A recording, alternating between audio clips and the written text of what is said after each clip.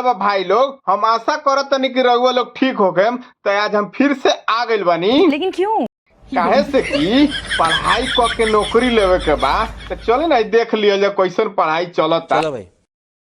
देवे के पेपर हो कड़ाई चलता, देवे के बा पेपर हो कड़ाई चलता। तो पढ़ाई कर ये फोनवा पर बतियैला से पेपरवा दिया जाए। मिले नहीं आई बहो पढ़ाई चलता, कौन चीज चलता? पढ़ाई चलता, पढ़ाई चलता। अरे भौजी है कौन टाइप के पढ़ाई चलता? मैं नहीं बताऊंगा। हैं? ना भाई लोग रउआ लोग बताई लोग कि कौन टाइप के पढ़ाई पढ़तिया। तो नहीं बताई लोग नीचे कमेंट में बताई तो रउआ लोग कि कौन पढ़ाई पढ़तिया। हमरा तो पढ़ाई तो ना कुछ और लागता। प्यारी समझ गई। चीज तोहरे मन ब्रांड बाटे हो। अरे कवरा ब्रांड के बात करत रहा भाई? वही बैलून वाला न तो तिनकोनिया ब्रांड के तो बात तो ना करत रहा। बोला का एकर डिमांड बाटे हो। भोजपुरी में काम करेला कोनो डिमांड के जरूरत होला? अरे मर्द कोनो एल्बम दे दो और ज्यादा से ज्यादा फिल्म दे दो। डिमांड के तो बात है ना। ओकरा बाद में तो सारा अधिकार तोहरे हो जाई। जोन मन करे तोन करत रहियो।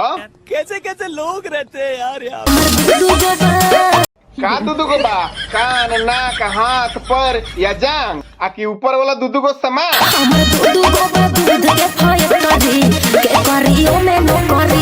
हम करेब कितना के महीना मिली ना?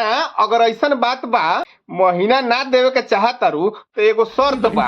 अपना खानवा में डायरेक्ट मुंह लगा के पिए देबू नु तो हम फ्री में तैयार बनी।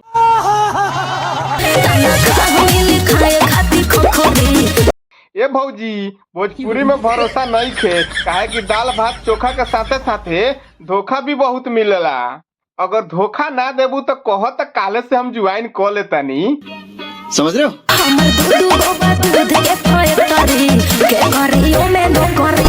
भाग बांचोद, इतना गर्मी में दूध के फैक्ट्री में नौकरी करे के कहतारू। अरे देखो ना तो कहीं तहरा दूध में दूध फाट ना गइल हो।